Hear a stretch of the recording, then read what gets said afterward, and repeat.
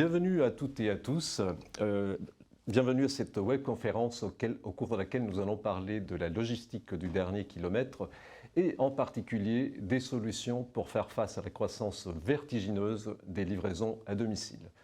La crise sanitaire nous a laissé comme héritage des pratiques bienvenues comme le télétravail, mais elle nous a laissé aussi des pratiques peut-être un peu plus discutables qui consistent à tout se faire livrer à la maison pour un oui, pour un non, qu'il s'agisse des repas, des courses alimentaires, des baskets qu'on achetait en ligne.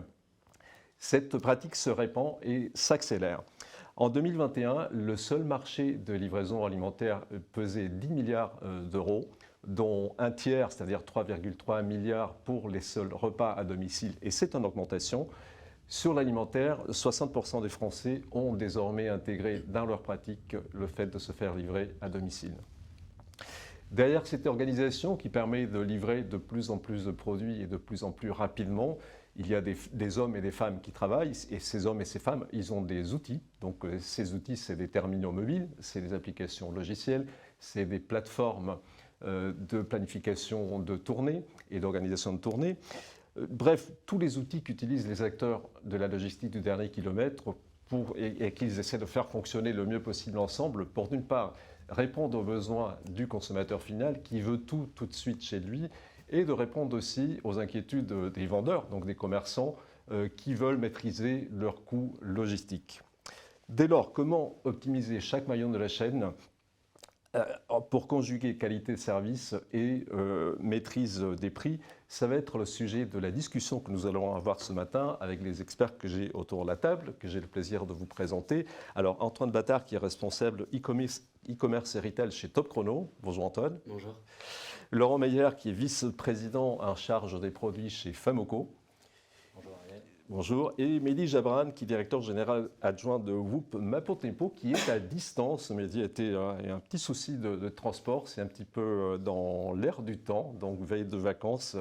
Voilà, mais il sera bien présent, donc il est virtuellement à ma droite, donc voilà, on pourra tout à fait faire un débat bien fluide, même si on n'est pas tous les quatre sur le plateau. Alors, cette conférence va se faire en deux parties, donc on va tout de suite aller à la première, donc après le petit nickel. Merci.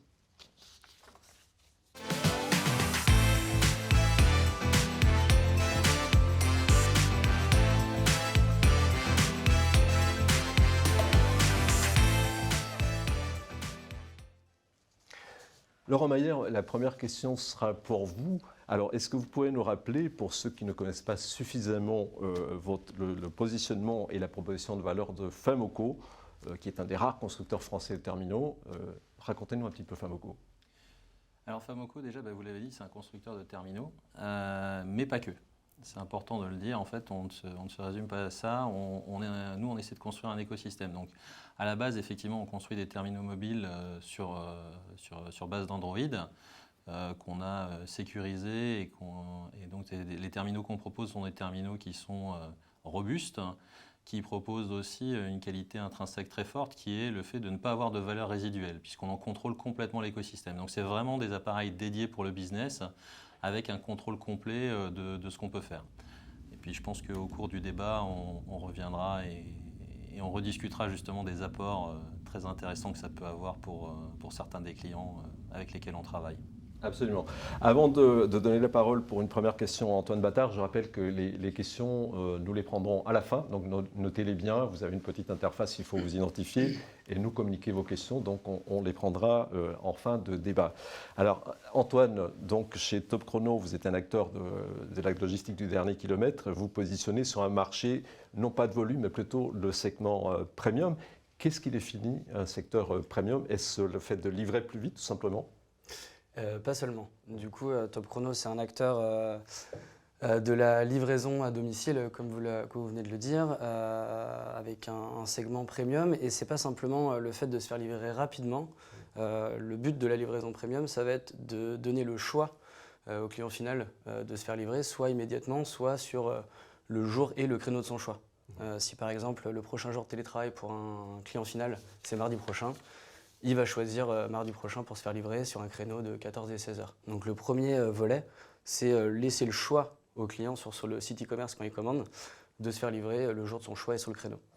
La deuxième partie, c'est l'expérience client, puisqu'on va être équipé d'outils technologiques qui permettent d'avoir une expérience assez fluide avec un SMS de prévenance avant que le livreur arrive, avec un lien de tracking qui permet de suivre le livreur. C'est une flotte de livreurs professionnels salariés avec des véhicules qui sont logotés et estampillés Top Chrono. Tout ça fait que c'est une proposition de valeur qui est définie premium, en tout cas pour le client final. Effectivement, sur la première partie de la question, il y a une enquête une enquête de l'IFOP qui dit que 86% de consommateurs sont intéressés par un rendez-vous sur un créneau préétabli, et s'ils ont le choix entre la rapidité et le choix de créneau, ils préfèrent le choix de créneau. Donc effectivement, c'est un aspect tout à fait important. Mehdi, je me tourne vers vous. Vous êtes chez Mapotempo un spécialiste des systèmes d'information pour gérer les livraisons, et en particulier un spécialiste des solutions pour la gestion des tournées. Comment vous portez-vous sur ce marché qui croît actuellement de 20% par an, donc c'est un marché plutôt porteur? Et on se porte plutôt pas mal. Par rapport aux chiffres que vous venez de donner, Mapotempo surperforme par rapport au marché. Mapotempo, on a fait le choix d'adresser tous les secteurs d'activité et toutes les tailles d'entreprises qui ont un besoin en optimisation de tournée. Donc, on a une vue assez exhaustive, je dirais, des besoins du marché en solutions d'optimisation de tournée et tout ce que ça engendre derrière. On va voir tout à l'heure. Mais globalement, par rapport au marché, nous, on voit des secteurs d'activité qui explosent, hein, l'e-commerce, tout ce qui est service à la personne également. On en a eu des bribes avec le Covid, tout ce qui est soins à domicile, aide à domicile. C'est un secteur d'activité sur lequel on a beaucoup de demandes. Et on a aussi tout ce qui est retour et économie circulaire, et particulièrement la collecte de déchets. Donc il y a tout un tas de nouvelles activités. On a de la collecte de déchets, ça c'est un marché qui explose. Et ensuite on a des activités plutôt traditionnelles, la presse, la santé, le négoce, qui sont en recherche de solutions web pour avoir des systèmes beaucoup plus interopérables et donner de la visibilité à leurs clients, voire aux clients de leurs clients. Donc on a un marché effectivement qui croît très très fortement sur les activités nouvelles et qui croît fortement également sur les activités traditionnelles. Antoine Battard, on a vu que le marché globalement se porte bien, le marché alimentaire en particulier se porte très bien. Qu'en est-il du segment premium de la livraison à domicile? Est-ce qu'il est aussi florissant que le reste du marché? On a clairement observé, comme on l'a un petit peu tous dit, une digitalisation des usages. Donc le client souhaite de plus en plus se faire livrer. Et du coup, pour les marques en e-commerce, la livraison premium, ça devient un argument de vente. Au-delà de promouvoir simplement le fait de se faire livrer un produit, ça va être de prolonger l'expérience de marque que la marque veut mettre en avant. Il y a la communication post-achat qui aussi est importante avec les différents outils qu'on utilise. Donc il y a cette tendance à vouloir se faire livrer, et les marques jouent sur la livraison à domicile premium pour un petit peu se mettre en avant et se différencier par rapport à d'autres plateformes e-commerce. Donc le marché se porte plutôt bien. En tout cas, la tendance est là, et les marques demandent à savoir un peu comment ça se passe. Derrière, il y a un volet, ça se porte bien, mais il faut réussir à faire comprendre aussi aux marques que cette livraison à domicile, puisqu'on le disait un petit peu tout à l'heure, ça croît en volume, mais en valeur, on a tendance à considérer que la livraison, c'est quelque chose qui devrait être offert au client final. Donc après, les marques peuvent le prendre un peu à leur charge, mais en fait, il faut, de manière générale, et c'est à nous, c'est notre travail un petit peu pédagogique, de faire comprendre aux marques qu'il faut faire payer cette livraison, parce qu'il y a un vrai service derrière, notamment la précision, la traçabilité, etc. Alors c'est ça les arguments qu'on met en avant pour justifier, parce que on entend beaucoup dans la communication des marques le délai de livraison. C'est vraiment un argument sur lequel on matraque, et on voit les acteurs, ce qu'on appelle la quick food aussi. On veut livrer en 15 minutes, en 10 minutes, sur un marché un peu plus global, et en particulier sur le premium. Comment on communique là-dessus? Est-ce que c'est justement l'exactitude? Quel est le principal argument? C'est un peu ce que je disais tout à l'heure, c'est vraiment de laisser le choix au client. Donc le client va faut plus que la livraison devienne un frein. On l'a souvent, on a tous eu une mauvaise expérience de livraison. avec un colis qui n'arrive pas, qui arrive cassé, qui n'arrive pas à l'heure, etc. Donc c'est vraiment de 1, laisser le choix, et 2, faire en sorte, si jamais il y a un retard ou quoi que ce soit, que le client soit prévenu. Donc c'est des SMS à différentes étapes avec des statuts de livraison. C'est un livreur qui va monter au 6e étage pour livrer le colis en main propre, avec des preuves de livraison aussi qui sont adaptées pour faire en sorte que l'expérience justement se passe bien. Donc c'est vraiment laisser le choix au client, transparence et communication post-achat.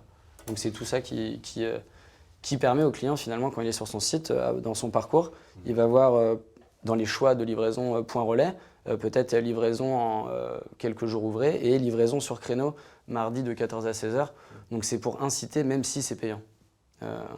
Voilà.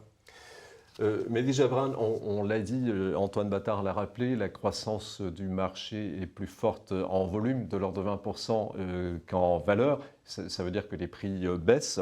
Est-ce que l'industrialisation du marché de la livraison à domicile est compatible avec un maintien de la qualité-service, puisque les prix sont constamment tirés vers le bas? Moi, je crois effectivement que l'industrialisation des livraisons à domicile et globalement l'explosion du e-commerce va mettre en exergue de plus en plus un besoin de qualité.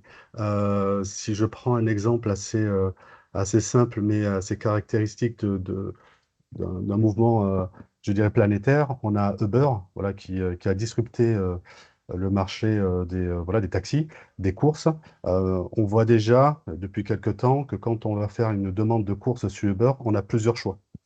Voilà. Donc ça montre une tendance mondiale à ce qu'il va y avoir une segmentation du type de livraison, effectivement une livraison pool, enfin une course pool qui peut être voilà, à petit prix, avec une qualité peut-être moyenne. On va avoir une course green, voilà, et on va avoir une course plutôt confort, donc qui sera très qualitative.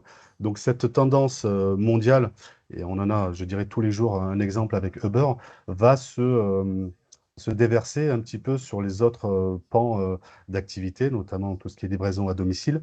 Et on a constaté une dérive des livraisons parce qu'on a des prix cassés. Et pour moi, ça va mettre en exergue un besoin de qualité au niveau des livraisons.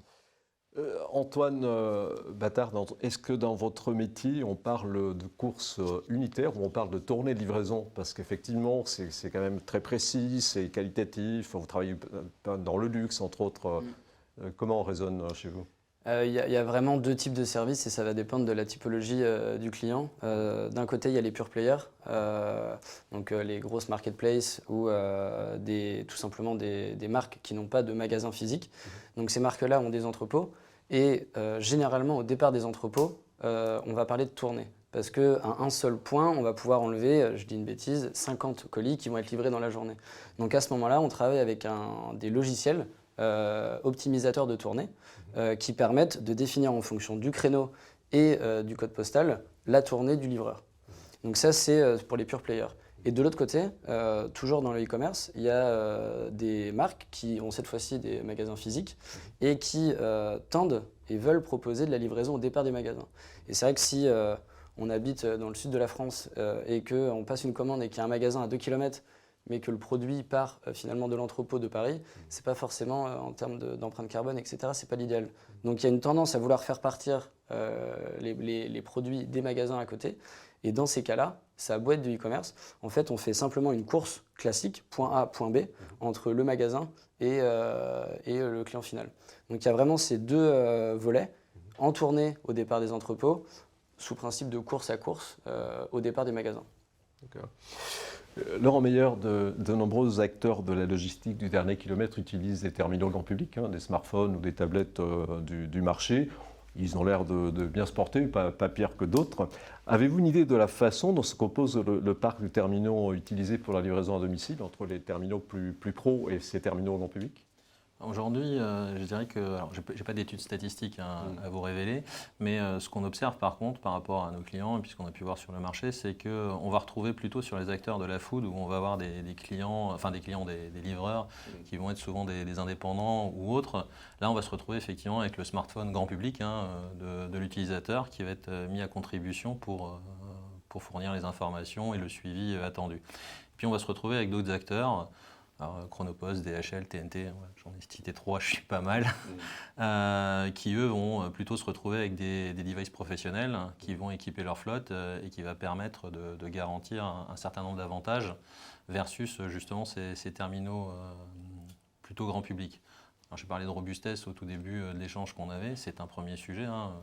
Les terminaux du marché ne sont pas faits et vendus à des fins de robustesse, hein. Enfin, ils tiennent un certain nombre de chutes, mais voilà, c'est pas leur maître mot.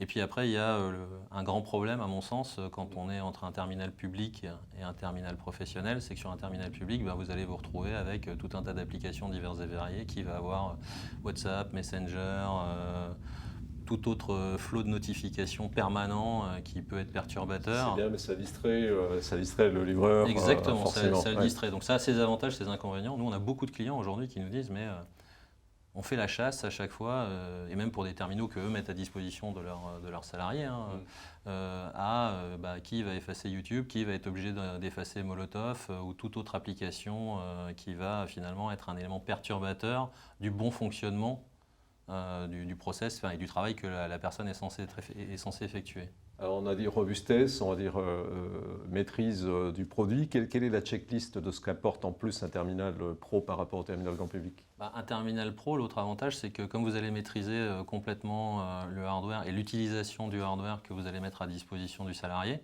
vous allez aussi pouvoir contrôler beaucoup plus facilement, que ce soit les données GPS, mais le tracking complet de ce qui a été fait, de ce qui n'a pas été fait. Donc ça, c'est c'est un vrai enjeu. Je pense aujourd'hui, on en a parlé, hein, l'objectif d'être en capacité de traquer de manière très fine où se trouve le livreur, où est-ce qu'il en est dans sa tournée, qu'est-ce qu'il a fait, qu'est-ce qu'il n'a pas fait.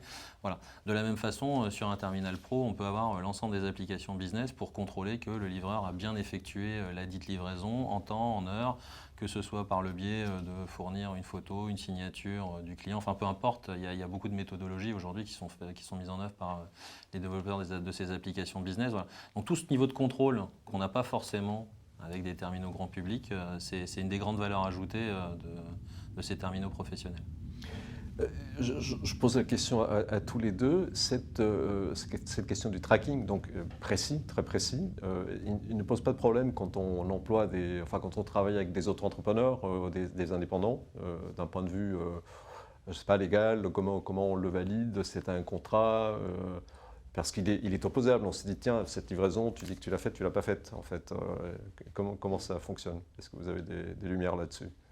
Il y a déjà une grande contrainte de RGPD Oui. déjà qui entre en ligne de compte, donc ça il faut en être bien conscient. Et si on est sur le terminal ou sur le device de quelqu'un, c'est ces données personnelles quand même qui sont mises en jeu. Donc après contractuellement, il faut voir effectivement ce qu'on est en capacité de mettre en œuvre vis-à-vis de ces intervenants indépendants.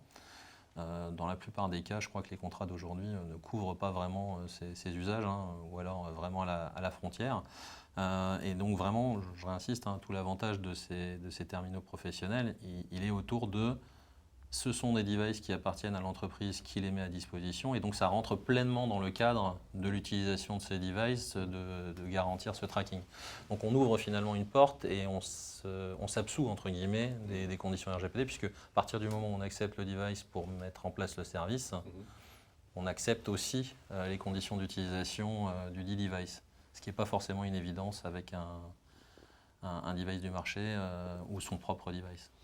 Antoine, comment ça se passe chez vous, sachant que la plupart des livreurs sont en CDI, donc, Là-dessus, il n'y a pas trop de questions, comme vous venez de le dire, vu que les livreurs sont tous salariés.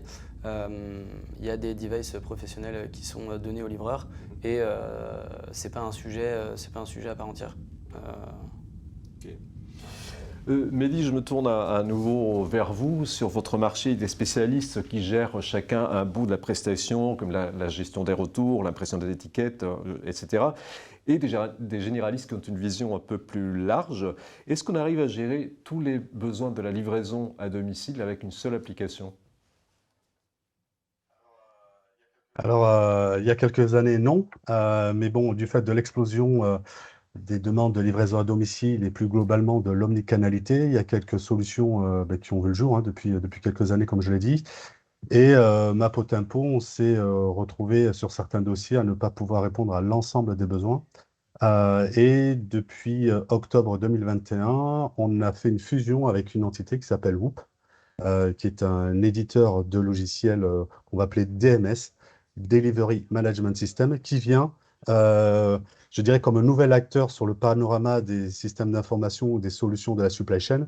On a de manière historique les WMS qui vont gérer toutes les opérations qu'on peut faire dans un entrepôt. On va voir les TMS qui sont des logiciels qui vont gérer le transport, plutôt du transport amont.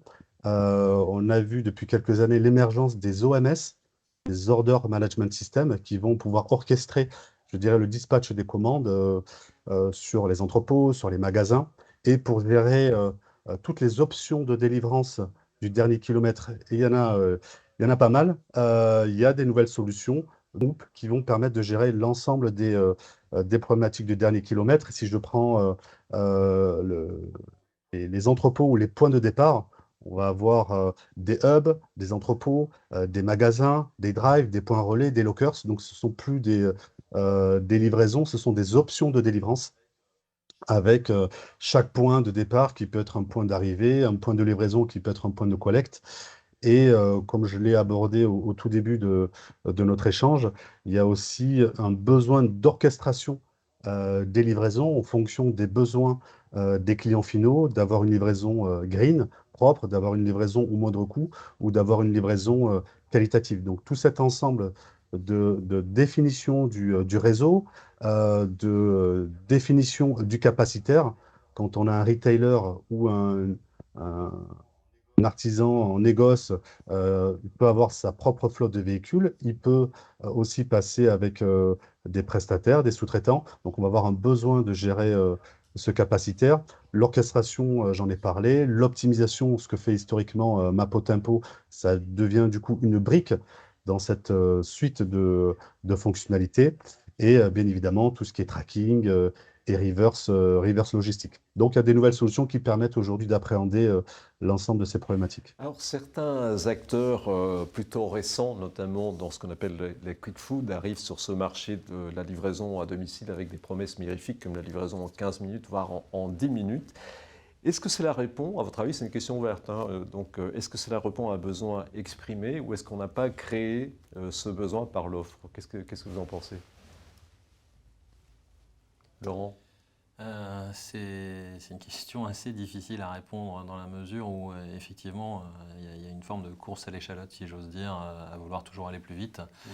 Donc oui, il y a cette tendance de fond, mais un peu comme il y a eu la course aux microprocesseurs à une époque où on disait il faut que ça aille de plus en plus vite. C'est très bien, puis aujourd'hui c'est plus de plus en plus vite, c'est celui qui a la meilleure consommation, la meilleure empreinte thermique et ainsi de suite. Donc j'aurais tendance à dire oui, c'est parce que finalement on n'a peut-être pas mieux. Et donc j'ai l'impression que c'est parce qu'il n'y a pas les ressorts nécessaires pour trouver, effectivement, comme l'avait dit Antoine précédemment, cette capacité à avoir éventuellement finalement une meilleure proposition de valeur sur ces aspects livraison. Donc on est plutôt à se dire on va aller plus vite, parce que plus vite c'est simple, c'est lisible. Voilà, c'est un peu un sentiment général que j'aurais là-dessus. Je ne dis pas que c'est pas bien, hein, attention, mais pour autant, est-ce que ça a de la valeur? Au bout d'un moment, enfin, je suis pas convaincu. Est-ce que ce sont des modèles soutenables dans la durée?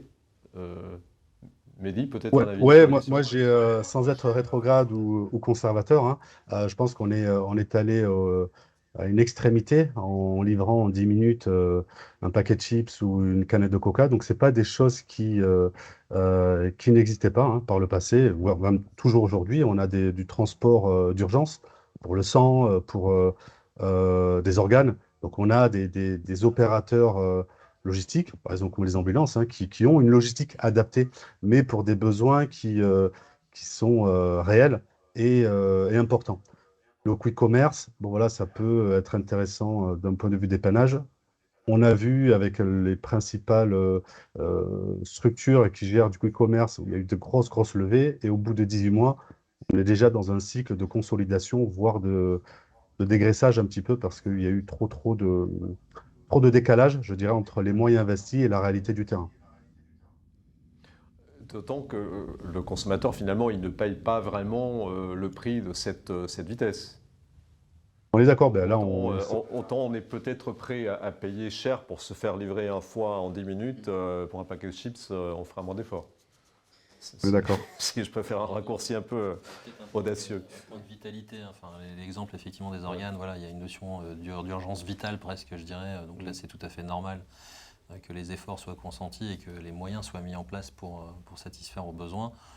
L'exemple du paquet de chips est criant de vérité. Je ne suis pas sûr qu'on ait un besoin aussi impérieux du paquet de chips en 10 minutes. Voilà. Je pense que les 10 minutes vont être une promesse. Enfin, ça a été sûrement un petit peu de marketing au début, et je pense que on le voit un petit peu avec des acteurs déjà historiques de la grande distribution. La proposition de valeur va sûrement se stabiliser autour d'une demi-heure, 45 minutes, ce qui est déjà très rapide, mais peut-être avec des plans de courses qui seront plus complets et pas forcément 10 minutes justement pour le fameux paquet de chips. Parce que j'imagine que ça coûte assez cher à organiser. Il faut avoir constamment des livreurs sous la main, donc des livreurs qui sont plutôt salariés plutôt qu'indépendants. Enfin, c'est toute une logistique d'entrepôt aussi qui est compliquée. C'est ça. Il faut le modèle. Au début a commencé, si je ne me trompe pas, avec des autres entrepreneurs, mais très rapidement, tous ces acteurs-là ont salarié des livreurs pour être en mesure d'avoir toujours quelqu'un disponible pour livrer tout de suite. Et donc, effectivement, il y a des coûts engendrés derrière. Et on en parlera tout à l'heure, mais peut-être avec une promesse à 45 minutes, on peut déjà mutualiser 1, 2, 3 courses. Et donc, déjà rendre le modèle peut-être un peu plus rentable. Merci. Bon, on a un peu planté le décor dans cette première partie. On va passer un petit peu à la deuxième partie du débat, qui est celle des solutions, notamment. Donc, il y aura un petit jingle et on reprend tout de suite derrière.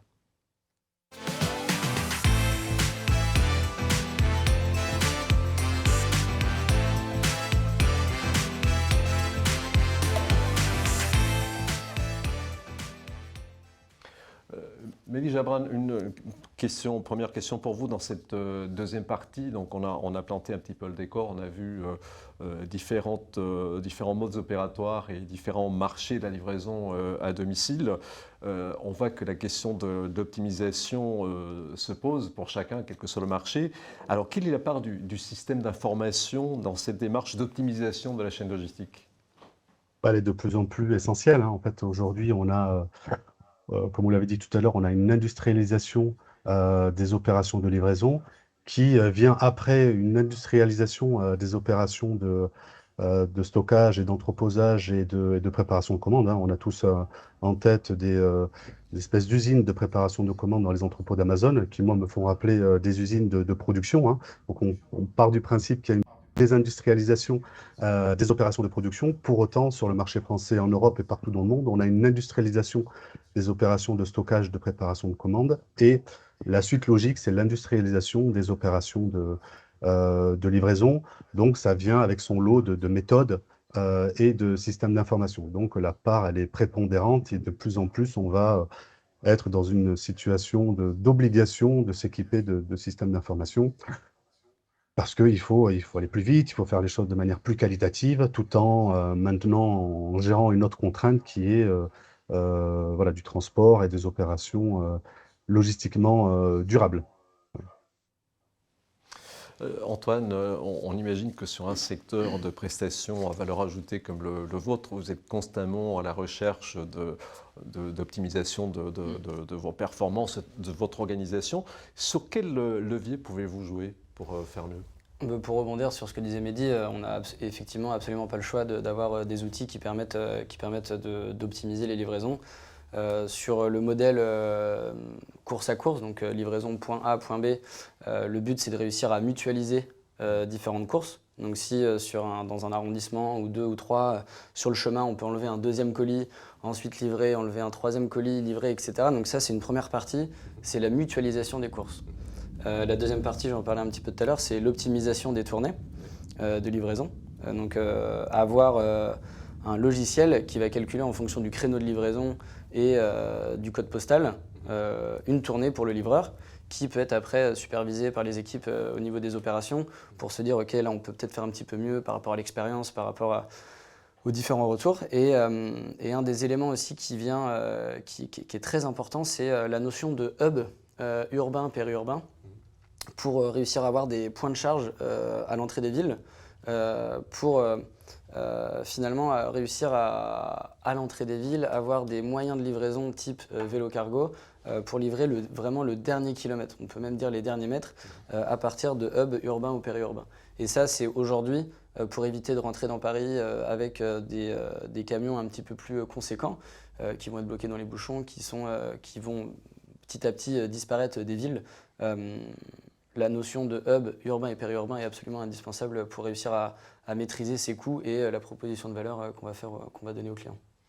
Avez-vous aujourd'hui suffisamment de ces hubs urbains et périurbains pour répondre à ces besoins de stock tampon et de cross-docking? Donc, parce que le foncier est cher dans la ville, plus on rentre à l'intérieur, plus le foncier est inabordable. Et puis il faut le trouver quand même, on est prêt à le payer. Donc, je pense qu'on n'en aura jamais assez. Ouais. Mais déjà, il y a 2 ans, Top Chrono a fait la première acquisition d'un hub à Saint-Ouen. Donc aux portes de Paris dans le nord. L'année dernière, ça a été l'acquisition d'un hub à Ivry-sur-Seine, donc pour le sud. Donc ça permet, comme vous pouvez l'imaginer, en fonction de où arrivent les colis, d'optimiser l'arrivée, le dispatch et après la livraison dans des zones bien ciblées. Et on a aussi récemment ouvert des hubs à Lyon et à Marseille pour proposer, pareil, ce type de livraison. Et l'idée, c'est à chaque fois qu'il y a une densité suffisante de livraison dans des métropoles, c'est de réussir à avoir un hub pour proposer ces livraisons décarbonées en vélo-cargo dans les cœurs de ville. Et alors, c'est chacun, après la question qu'on peut se poser, c'est d'une éventuelle mutualisation, parce que le foncier est rare et cher dans la ville, il y a peu de disponibilité. Les villes elles-mêmes sont conscientes du problème que ça pose. Est-ce qu'on peut imaginer de hubs mutualisés entre plusieurs transporteurs Je crois qu'il y a Toulouse, la ville de Toulouse et la région qui a mis des efforts conséquents à ce niveau-là. Il y a la ville de Caen. Donc c'est des énormes hubs dans lesquels des acteurs de la logistique et du dernier kilomètre vont prendre chacun une partie de l'entrepôt. Donc oui, c'est complètement des modèles qui sont en ce moment mis en place. Il y a la RATP aussi qui met à disposition une partie de ces locaux en gare pendant la journée pour que certains acteurs puissent s'en servir de hub et encore une fois dispatcher de un véhicule à 10 vélos cargo. Donc oui, cette logique est complètement dans l'air du temps et la tendance. Et vos confrères sont sur la même longueur d'onde, parce qu'il y a aussi, après la question de concurrence commerciale entre les sociétés, la question de la confidentialité des stocks sur un certain nombre de produits. Vous en particulier, vous travaillez pas mal sur le luxe, donc c'est un vrai souci. Est-ce que malgré ça, ça progresse, l'idée avance ? J'ai pas les tenants et aboutissants, je ne sais pas s'il y a des accords qui peuvent être faits avec certains autres acteurs, mais en tout cas, oui, il y avait déjà eu des sujets de partager des hubs avec d'autres concurrents, parce que la tendance est là et on n'a pas le choix de trouver ces espaces qui sont pas si faciles à trouver que ça. Et pour terminer, il y a aussi cette notion dans les centres-villes d'avoir des points absolument, et c'est essentiel, d'avoir des parkings adaptés pour le changement des batteries quand on livre en vélo cargo, donc avoir des points de recharge, que ce soit pour des voitures ou des vélos, pouvoir changer les batteries pour les livreurs quand ils sont en tournée. Donc au-delà des hubs et périurbains et urbains, il faut aussi ces zones un petit peu partout dans la ville pour réussir à avoir ce roulement avec cette contrainte qu'impose entre guillemets l'électricité. Et ça, comment je sais que c'est peut-être pas totalement votre partie au sein de la société, mais est-ce que c'est un sujet sur lequel vous travaillez actuellement, peut-être de concert avec les villes, avec des acteurs de la recharge, parce que toute cette infrastructure de la recharge, des bornes de recharge est en train de se construire aujourd'hui. Là, il y a un parking qui est inauguré récemment à Paris, qui a plus de 500 bornes de recharge électrique pour voitures, une trentaine pour 2 roues. Il y a aussi la recharge pour des vélos électriques. Est-ce que ça fait partie, à votre connaissance, de type de discussion qu'on peut avoir avec ce type d'acteurs, donc des acteurs du parking ou des acteurs de... C'est ultra stratégique. En effet, je ne m'occupe pas forcément de cette partie, mais il y a des discussions en permanence avec justement la ville, les collectivités et des acteurs, notamment des jeunes startups qui rendent ces places de parking adaptées pour installer ces bornes de recharge, etc. Donc il y a une vraie tendance et c'est un des enjeux les plus importants du moment. C'est un super sujet. Je pense qu'on aura l'occasion de faire un autre débat sur la question parce qu'il y a beaucoup à dire, mais ce n'est que le début. Laurent, je me tourne vers vous. Il y a un sujet qu'on n'a pas du tout évoqué jusqu'à présent, la question du paiement à la livraison. C'est vrai que ce n'est pas trop dans les pratiques en France. On a plutôt l'habitude d'acheter en ligne, de payer en ligne. Et vous êtes dans l'idée d'essayer de pousser, de lancer le paiement à la livraison. Pourquoi? Quel est l'intérêt de cette pratique alors que c'est plutôt fluide jusqu'à présent? Alors c'est plutôt fluide, mais effectivement, c'est une bonne question, dans le sens où on a beaucoup d'acteurs. On parlait tout à l'heure des acteurs de la livraison, en particulier de tout ce qui est denrées alimentaires, donc voilà, les Deliveroo, Uber Eats et consorts. Et tous ces acteurs-là aujourd'hui sont vraiment très contraints parce que quel livreur n'a pas livré comme il fallait, il y a eu telle chose, il y a eu telle... Et donc ils sont obligés d'émettre un nombre de coupons infernaux en permanence. Ça leur coûte beaucoup d'argent à l'arrivée d'être obligé de faire ça, alors que s'ils géraient le paiement à la livraison, déjà ce serait plus engageant pour le client parce qu'il aurait aussi cette garantie de se dire voilà, je paye que au moment où j'ai bien entendu ce pourquoi j'ai payé. Il a aussi cette garantie de payer à la juste valeur de ce qui a été livré ou de ce qui n'a pas été livré, parce qu'il y a quand même des ratés, malgré tout, dans la livraison. Je sais que tout le monde fait de son mieux, mais ça arrive. Ouais, je ne vais pas les raconter, j'ai quelques anecdotes perso assez... Voilà, non, mais on en a tous eu des histoires. Et donc, à l'arrivée, le fin des fins, c'est ça. C'est vraiment de se dire, voilà, comment est-ce qu'on fluidifie encore un peu plus le parcours. Alors, c'est vrai que ça peut paraître anachronique de se dire, on enlève ce paiement à la commande, qui a ses vertus. Mais voilà, l'idée, c'est vraiment de se dire, on offre une autre possibilité. On se dit aussi que le livreur, éventuellement, c'est aussi l'opportunité pour lui de faire un paiement extra à la livraison. Typiquement, j'en sais rien, moi, quelqu'un qui a fait une demande pour livrer telle chose, je veux dire des pizzas, et puis, j'en sais rien, pas forcément les huiles piquantes, mais un autre topping quelconque serait disponible, il aurait éventuellement la possibilité de faire un extra par rapport à ça. Et ça, c'est vrai que si on est sur du paiement anticipé, on ne peut pas le faire. Donc voilà, ça ouvre en fait un champ des possibles, et c'est en ce sens qu'on croit fondamentalement à ces vertus, et on y croit d'autant plus qu'on parlait effectivement des terminaux professionnels. Il y a de nouvelles technologies qui arrivent, qui permettent aujourd'hui de transformer ces terminaux mobiles en des solutions de paiement et des points d'encaissement, voilà, des points d'acceptation. C'est là où il y a un petit game changer aussi, et c'est en ça qu'on croit beaucoup, effectivement. Je crois que vous utilisez ça déjà plutôt dans un aspect événementiel où on paye avec un bracelet, c'est ça? Effectivement, aujourd'hui on a des acteurs de l'événementiel où ça fait sens, on retrouve un usage, alors pas similaire à la livraison, mais où effectivement des gens viennent assister à des concerts, à des événements, et puis au départ ils vont avoir un bracelet de top-up sur lequel on va charger une certaine quantité d'argent. Là l'intérêt c'est de dire on charge la quantité d'argent, mais ils ne sont pas obligés d'avoir un device pour faire la saisie du top-up et faire l'encaissement du montant, et puis après un autre device qui va permettre de gérer le bracelet, de gérer l'appareil. Donc voilà, on fluidifie les usages au travers d'un même device professionnel qui permet de tout faire. Et ce cas d'usage dont on parle effectivement dans l'événementiel, l'idée c'est de dire voilà, on peut répliquer ce cas-là dans le cadre de la livraison comme on peut le faire dans plein d'autres cas.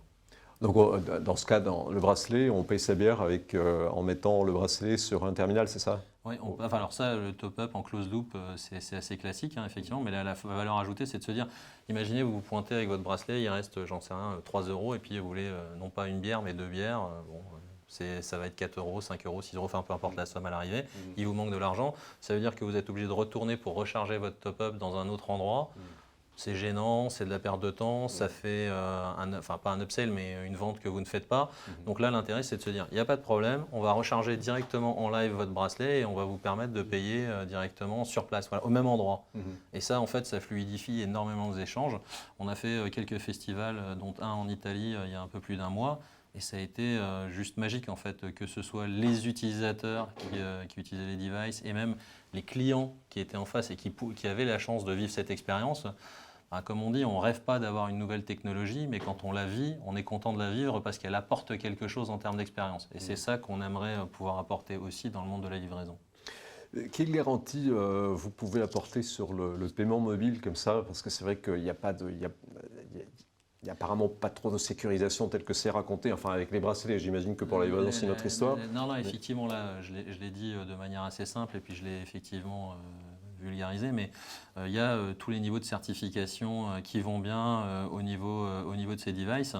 Donc nous, alors, je vais peut-être employer du jargon que tout le monde ne connaît pas forcément, mais dans le monde du paiement, il y a un organisme qui s'appelle PCI et EMV, enfin ils sont deux, qui réglementent complètement cet univers et qui disent voilà, si vous voulez avoir le droit de faire du paiement, il faut que vous respectiez ces règles. Il y a des règles aussi pour ce monde du soft POS, puisque c'est la technologie qu'on utilise, qui est la 3e génération du MPOS. Et donc dans ce soft POS, nous on respecte complètement les règles PCI MPOC et EMV Level 1 et Level 2 et même Level 3 pour tout ce qui est applicatif, qui permettent de garantir les bons niveaux de sécurité.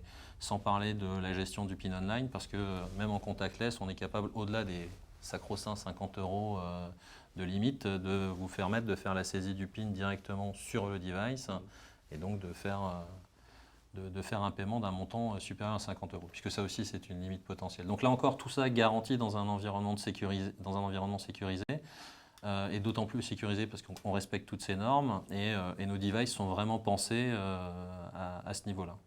Voilà. Mehdi Jabran, il y a un autre aspect au-delà du paiement, un autre aspect qui est important d'un point de vue, on va dire, infrastructure, à la fois matérielle et logicielle, c'est la question de l'interopérabilité des outils qu'on utilise dans la chaîne logistique du dernier kilomètre. Est-ce qu'il y a suffisamment d'interopérabilité entre les différents outils aujourd'hui? Alors, il y a de l'interopérabilité, pas suffisamment à mon goût, forcément. D'ailleurs, j'ai plus de cheveux, c'est à cause de ça. Voilà, prendre du temps pour connecter les systèmes, c'est un peu usant. Mais bon, ça se transforme. Bon, de toute façon, c'est une obligation à ce que les systèmes puissent communiquer et euh, puissent communiquer de façon standard. J'ai parlé tout à l'heure des outils qui concourent à la supply chain, des OMS, des TMS, des WMS, maintenant des DMS. On a aussi des MDM, voilà, pour échanger avec des devices. Euh, on a encore aujourd'hui beaucoup d'échanges de fichiers à plat, de fichiers Excel, de fichiers CSV, mais la tendance de fond, c'est qu'on a des systèmes ouverts avec des API documentés qui permettent de connecter les systèmes et de façon à ce que chacun puisse travailler sans faire de la ressaisie. Puisqu'on est sur des organisations, il y a quand même pas mal d'amalgames. Vous allez avoir des retailers qui vont avoir leur propre flotte de véhicules, qui vont passer aussi avec des prestataires. Des retailers vont avoir leur propre système d'information pour le tracking, pour l'optimisation de tournée. Les prestataires premium ou autres de transport vont aussi avoir leur propre système. Donc il y a un amalgame et tout ça doit communiquer et communique de plus en plus. Une dernière question, parce qu'on va bientôt arriver au terme du temps qui nous est imparti. Pour vous, Mehdi, on le voit, vos outils deviennent de plus en plus pointus et sophistiqués. Est-ce que vos clients arrivent à en tirer toutes les possibilités? Est-ce qu'ils arrivent à les exploiter dans l'intégralité de leur capacité? Alors, pas forcément. Aujourd'hui, on a des technologies qui sont clairement en avance par rapport aux usages à deux niveaux. Un, par rapport à la qualité des données qui permettent d'utiliser ces systèmes. Voilà, je vais prendre un exemple très simple, c'est la qualité des adresses de livraison qui sont loin d'être hyper qualitatives. Les créneaux horaires, par exemple, qui ne sont pas forcément bien renseignés. On a les outils qui permettent de gérer ce type d'informations, mais pas forcément des données qualitatives. Un point important où on a un manque à gagner très important, c'est la formation des utilisateurs. Donc non pas aux outils, mais aux méthodes et théories pour gérer le dernier kilomètre. Donc il y a de plus en plus des organismes qui permettent, on va dire, de structurer une offre de formation adaptée sur ces nouveaux enjeux. J'entends Delivery Academy, voilà, qui va former des livreurs dernier kilomètre, c'est un nouveau métier. J'entends aussi Mobi Academy qui va former plutôt des responsables d'exploitation, voire des décideurs. Donc la technologie est en avance par rapport aux usages. Il y a un mouvement de fond qui va faire qu'aujourd'hui, le personnel, utilisateur et décideur va être de plus en plus formé à des nouveaux méthodes et outils. Bien, merci pour ces précisions. Nous arrivons un petit peu au terme du temps du débat. On pourra prendre quelques petites questions après le dernier jingle que vous allez voir apparaître sur votre écran à l'instant.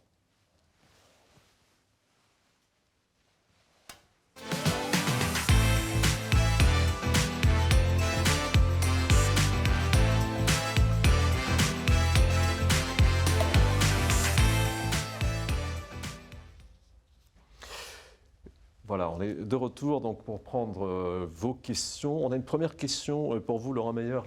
Vos terminaux fonctionnent sous Android. Est-ce que ce n'est pas potentiellement un problème en termes de contrôle sur les données commerciales du vendeur et des données personnelles du consommateur? On sait que toutes les questions de souveraineté numérique sont sur la table aujourd'hui. C'est un vrai sujet, un grand enjeu. Donc en ce qui nous concerne, effectivement, Android, on a pu mesurer que si vous ne faites rien avec Android pendant un mois, vous n'utilisez pas du tout votre appareil, pas de browsing interne, rien du tout. Entre 50 et 100 mégas de données sont envoyés. Vous ne savez pas à qui, vous ne savez pas pourquoi, vous ne savez pas à quoi ça sert. Et ce n'est pas juste pour vérifier s'il y a une mise à jour logicielle. C'est tout un tas de métadonnées qui sont échangées en permanence et qui sont envoyées qui à Google, qui à Meta et tous nos chers amis associés. Donc voilà, toutes ces informations-là qui relèvent, comme vous l'avez dit à très juste titre, de la souveraineté de nos données et du contrôle qu'on veut avoir dessus. Nous, aujourd'hui, on a un parti pris chez Famoco qui est d'éradiquer complètement tout ce data leak. Et donc, aujourd'hui, nous, on a uniquement, sur les 50-100 mégas dont je parlais, on va avoir 1 méga qu'on envoie par mois. Pourquoi Un, pour faire une synchro avec la MDM. Donc, Mehdi en parlait tout à l'heure. Donc, pour Mobile Device Management, donc qui est vraiment notre outil de gestion de flotte, donc pour faire les synchros et s'assurer que tout est OK, et puis un autre pour faire la mise à l'heure. Voilà. Donc nous, on a vraiment ce parti pris qui est de garantir que vos données, c'est vos données, elles sont là, vous pouvez les utiliser, mais personne d'autre les aura. Bien. Merci pour cette précision. On a une autre question sur la dynamique du marché. Donc on sait que le secteur de l'alimentaire est en forte croissance. Qu'en est-il des autres secteurs? Est-ce que vous avez des données sur les autres secteurs, que ce soit le e-commerce, produits high-tech ou l'habillement? Est-ce qu'on a au moins une idée des tendances, même si on n'a pas des chiffres précis? Comme vous venez de le dire, je n'ai pas forcément de chiffres précis, mais en fait on le voit qu'un retailer aujourd'hui, donc que ce soit dans le luxe, un produit high-tech ou autre, plus des startups qui se lancent avec des services notamment après dans l'alimentaire, mais pour autour du bio par exemple. Enfin bref, tous ces acteurs au global sont en recherche permanente d'informations sur de la livraison. Donc avec quelques actions commerciales assez simples, on se rend compte que un interlocuteur, un responsable transport, un responsable des opérations a toujours un projet fil rouge avec une notion de transport. Donc c'est vraiment quelque chose c'est le bout de la chaîne, c'est leur image de marque, c'est une incitation à commander pour les clients finaux. Donc on le voit, et c'est dans tous les secteurs confondus, la tendance est au moins à la prise d'informations pour des projets qui vont être mis en place dans les mois ou années à venir. Bien. Merci de cette précision. Donc nous arrivons vraiment pour le coup à la fin du temps imparti pour ces débats. S'il y a d'autres questions qui nous arrivent après coup, on les traitera en mode asynchrone, donc on vous répondra par écrit. Donc on transmettra à chacun les questions que vous avez communiquées, puisqu'il faut laisser votre adresse mail dans le formulaire de la question. En tout cas, il nous reste à vous remercier de votre présence, votre attention, votre présence distante et votre attention. Et nous nous donnons rendez-vous les 11 et 12 octobre au salon donc Mobility for Business, avec un cycle de conférences complet dans lequel on va traiter de nombreux sujets, dont celui-là, un sujet assez proche de celui-là. On va le refaire et puis on va l'enrichir, puisque là, effectivement, on était sur un débat court et sur un axe relativement limité, mais il y aura beaucoup d'autres choses à dire. En tout cas, merci à toutes et à tous. Merci beaucoup, messieurs. Merci Mehdi à distance. Merci. Donc, on se retrouve bientôt, enfin, après les vacances, donc au mois d'octobre au salon. À bientôt.